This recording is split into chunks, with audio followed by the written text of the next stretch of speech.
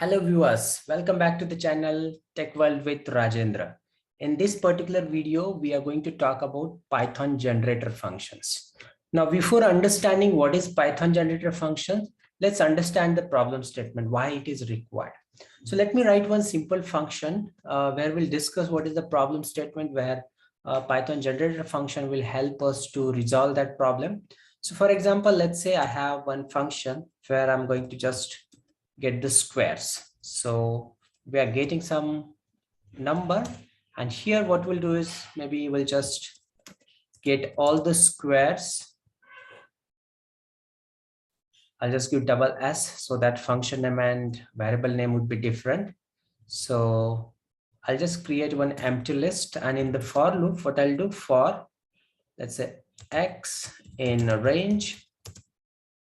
Yeah, perfect. And then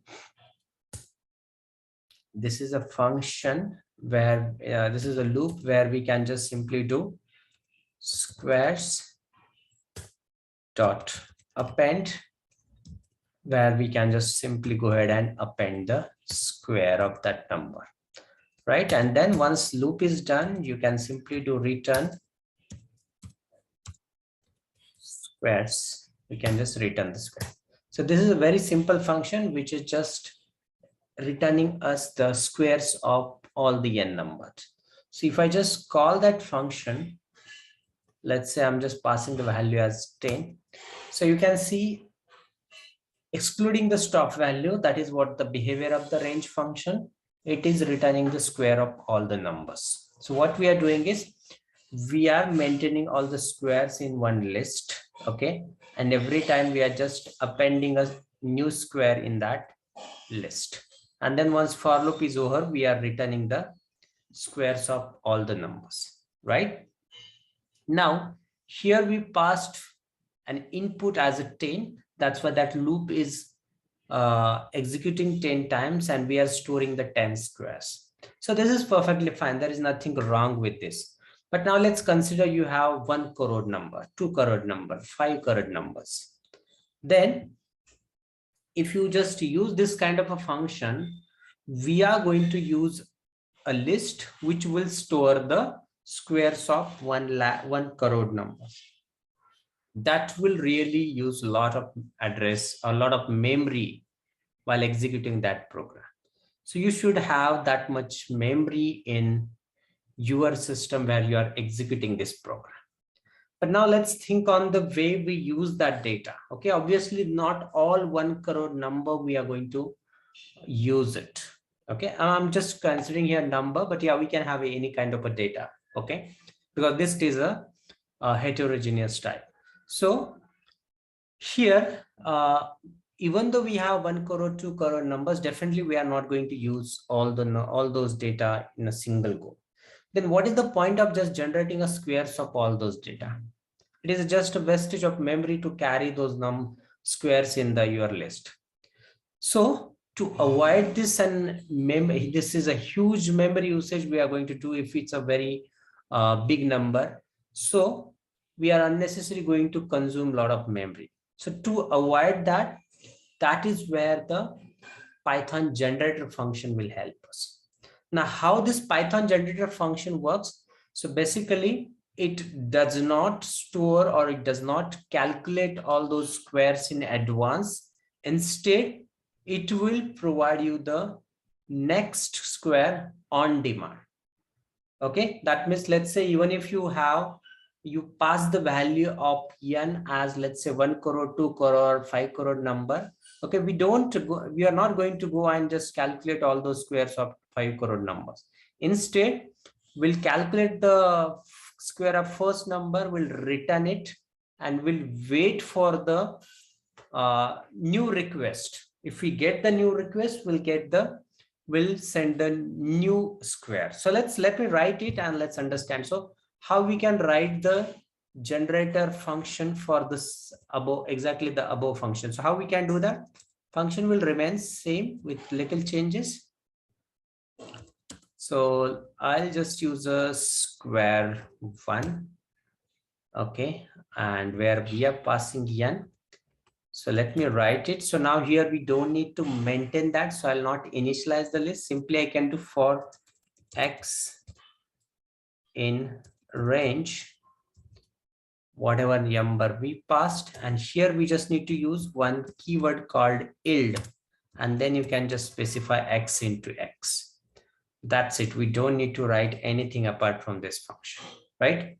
So now if you just see the type of this function square1, you can see it is saying it as a function. Okay, but now if I just assign the address of that to some variable, it will show you it as a generator function. But let me just first show you how it is getting executed. So now if I do, okay, if I let's say initialize square, okay, so this is our function and we can pass, let's say I'm passing it as a tail, and that address you can just assign it to some variable. And now you can see the type of that variable G. You can see the type of variable G is generator. And now you can observe, we can use the next function. So if I do next of G, we are getting that first square, that is 0. If I execute again, you can see the next square is 1. Execute again, next square is 4. Okay, next square is 9. So what exactly happening is, here we are initializing a generator, okay, and whenever we call the next function, it will go here, it will take out the first element, initialize the variable X as a 0, okay, and then it will return the square of 0, that is 0. Now as soon as it returns the 0, instead of taking the next number and doing a square, it will just store the current context of this function until we call the next function again. Okay, if we call the next function again, it will start where he left earlier execution. So it will take the next value, that is 1. Square of 1 is 1. It will return again, it will store the current stage. If we again call next, it will go back again, take the next value of X, it will return the square of that X, that is 2. So square will be of 4. So this way it will keep doing until unless you are not reaching to the last value, the n-1 value, right? So now instead of calling this next G, okay, we can use the for loop here as well. So what you can do is you can simply do for, okay, maybe for S in, you can just use the function name directly here where you can pass the value. Okay, and then whatever S you are getting, you can just simply print it. Okay, that's the same meaning, right? Earlier we are calling the next function. So basically internally your for loop is also calling the next function on this square function call. And that is where we are getting all the square.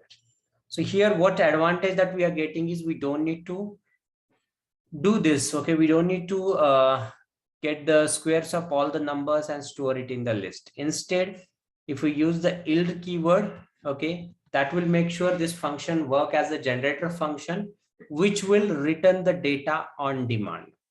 And that will help us to save a lot of memory, right? So for example, for your company, you want to generate an employee ID. So obviously it's not a good idea to go and create, let's say, if you are thinking that way, in the next 2 years in my company, I'll have a 2 lakh employees. Okay, so there is no point of just going and creating a 2 lakh employee IDs just now itself. So you should create those employee IDs on demand. So if you have that kind of a requirement, that is where you can go ahead and just create a generator function to generate an employee ID. Okay, whereas and when any new employee joins, you can go ahead and call that function to get the new employee ID. You can use it for that employee. If another employee joins, again call that function, get the new employee ID. So this is how this generator function will help us to generate a data on demand instead of doing it in advance. So that's it for this video. I hope everyone understood what is generator function, what is the use of it, and how to do it in the Python. So thanks everyone for watching the video. If you are not subscribed yet, and if you are liking all this video, please consider subscribing this channel and also share it to your friends, families, and all the techie guys you know, so that they will also understand this generator. So thanks everyone.